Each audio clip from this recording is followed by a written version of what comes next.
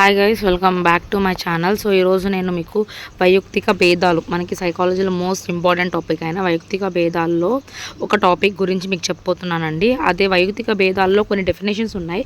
So ఆ వైయక్తిక భేదాల్లో definitions చెప్పి వైయక్తిక భేదాల రకాలు చెప్తాను. అది చాలా ఇంపార్టెంట్ మనకి.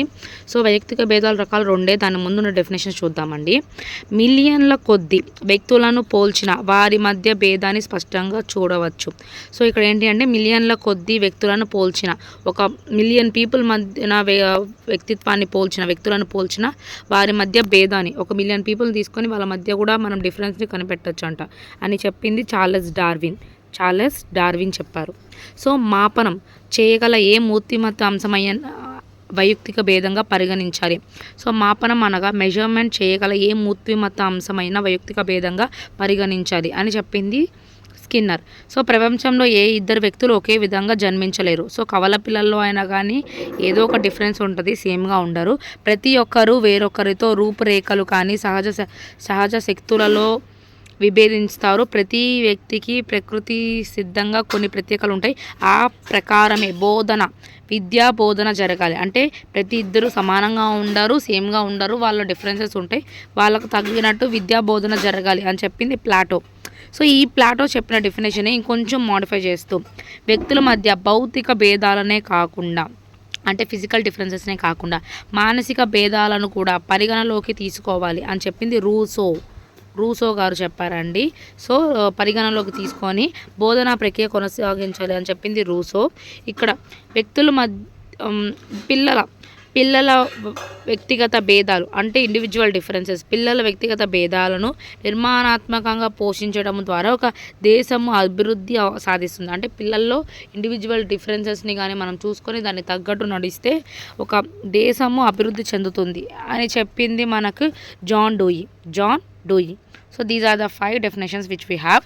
సో ఇప్పుడు మనం ఇక్కడికి కిందకి వచ్చేస్తే, సో మనకి డిఫరెన్సెస్ తెలుసు. అంటే వైయక్తిక భేదాలు అంటే ఏంటి అని అంటే వ్యక్తి నుండి వ్యక్తి వేరుగా చూపించే, అంటే ఒక వ్యక్తి నుంచి ఒక వ్యక్తి డిఫరెంట్ అని చూపించడమే ఇండివిజువల్ డిఫరెన్స్ అంటారు. సో ఇక్కడ వైయక్తిక భేదాల రకాలు చూద్దామండి. వైయక్తిక భేద రకాలు 2 రకాలు ఇక్కడ నేను చూపిస్తున్నాను చూడండి. అంతర్గత వ్యక్తిగత భేదాలు. సో ఇంగ్లీష్ మీడియం ఈజీగా ఉన్న వాళ్ళు ఇది చూడండి. Intra individual differences. ఇంటర్ అంటే గుర్తుపెట్టుకోండి, ఇంటర్ అంటే ఒకరిద్దరు చదివేది కాదు కదా, ఇంటర్ చాలా మంది చదివేది, అవును కదా. సో వివిధ వ్యక్తుల మధ్య జరిగే శారీరక మానసిక అంశాల్లో కూడిన ప్రవర్తనలో వివిధ సందర్భాల్లో కనిపించే వృత్యాంశాలనే అంతర్గత వ్యక్తిగత భేదాలు అంటారు. అది గుర్తుపెట్టుకొని అంతరంగత అది వేరు. ఇంటర్ అంటే ఇద్దరి మధ్య కానీ జరిగితే, లేదంటే కొన్ని వ్యక్తుల మధ్య కానీ భేదాన్ని కానీ మనం చూపించగలిగితే దాన్ని ఇంటర్ ఇండివిజువల్ డిఫరెన్సెస్ అంటారు. అలా అంటే అది కానీ ఇక్కడ ఎగ్జాంపుల్ చూస్తే రాము కంటే సుబ్బు ఉన్నత ప్రజ్ఞావంతుడు. ఇక్కడ ఇద్దరు కంపేర్ చేస్తున్నారు. రాజు తన తరగతి అందరికంటే పొడవైన వ్యక్తి. ఇక్కడ రాజు వాళ్ళ హోల్ క్లాస్ మీద పొడవైన వ్యక్తి అంటున్నాం. So compare to superlative degree అంటాం కదా, ఆ విధంగా హోల్ క్లాస్ మీద కంపేర్ చేస్తే అది ఇంటర్ ఇండివిజువల్ డిఫరెన్స్ అంటాం. సో అంతర్గత వ్యక్తిగత భేదాలు అలా కాకుండా వ్యక్తికి సంబంధించిన డిఫరెన్సెస్ జరుగుతాయి. అంటే ఇప్పుడు ఇంటర్ ఇండివిజువల్ డిఫరెన్స్ అంటే అంతర్గత వ్యక్తిగత భేదాలు అంటే ఒక వ్యక్తి ప్రవర్తనలో వివిధ సన్నివేశాల్లో ఒక వ్యక్తిలో తన మేధాశక్తికి సంబంధించిన, లేకపోతే ఆ వ్యక్తిలో ఉండే వివిధ సామర్థ్యాలు అభిరుచులు గురించి తెలియజేస్తే దాన్ని, అంటే సపోజ్ ఎగ్జాంపుల్ మీకు ఇంకా క్లియర్గా అర్థం అంటే ఎగ్జాంపుల్ చూడండి. సుబ్బు బాగా చదవగలడు కానీ ఆటలాడలేడు. సో చదివే వాళ్ళు ఆటలాడలేరు. మ్యాథ్స్ బాగా చేయగలిగిన వాళ్ళది సైన్స్ చేయలేడు. లేకపోతే మ్యాథ్స్ బాగా చేస్తున్న వ్యక్తి గ్రూప్స్ రాసే వాళ్ళు లాంగ్వేజెస్ రాలేరు. సో ఇక్కడ శ్రీనివాస్ గణితంలో 100 మార్కులు సాధించగలడు కానీ భాషలో ఉత్తీర్ణుడు కూడా కాలేకపోయాడు. సో అది అక్కడ దాని గురించి. అంటే ఇంట్రా అంటే ఒక వ్యక్తి లోపలే జరిగే డిఫరెన్సెస్. ఇంటర్ అంటే చాలామంది లేదా మినిమం ఇద్దరు లేదంటే చాలామంది మధ్యలో జరిగే డిఫరెన్సెస్ని చెప్పడాన్ని, మధ్యలో జరిగే ఇండివిజువల్ డిఫరెన్సెస్ చెప్పేది ఇంటర్.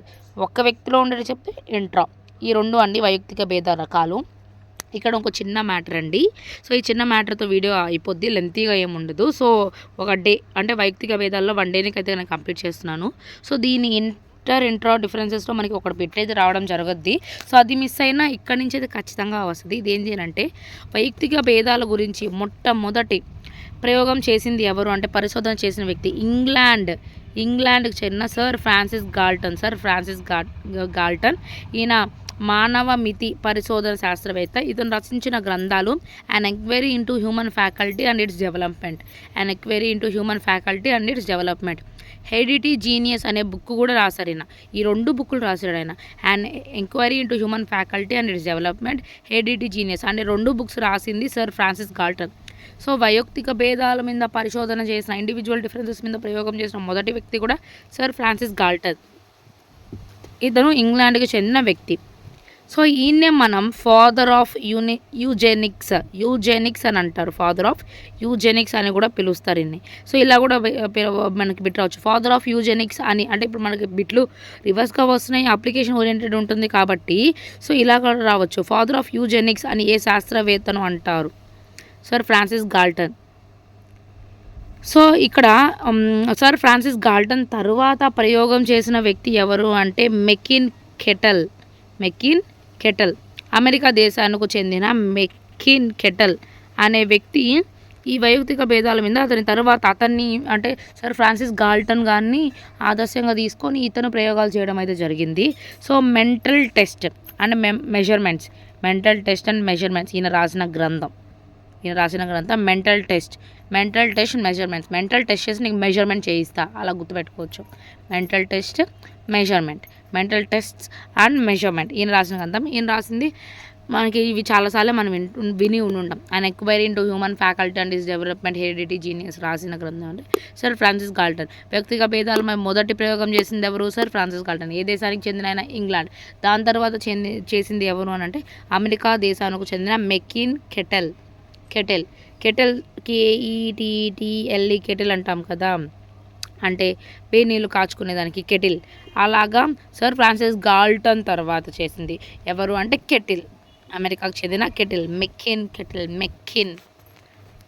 కెటిల్ అనుకోండి, అంటే మ్యాక్ బుక్ అంటాం కదా, మెకిన్ లాగా మ్యాక్ కెటిల్ అని గుర్తుపెట్టుకోండి, ఈజీగా గుర్తొస్తుంది. మెకిన్ కెటిల్, మ్యాక్ కెటిల్. So these about some of the important.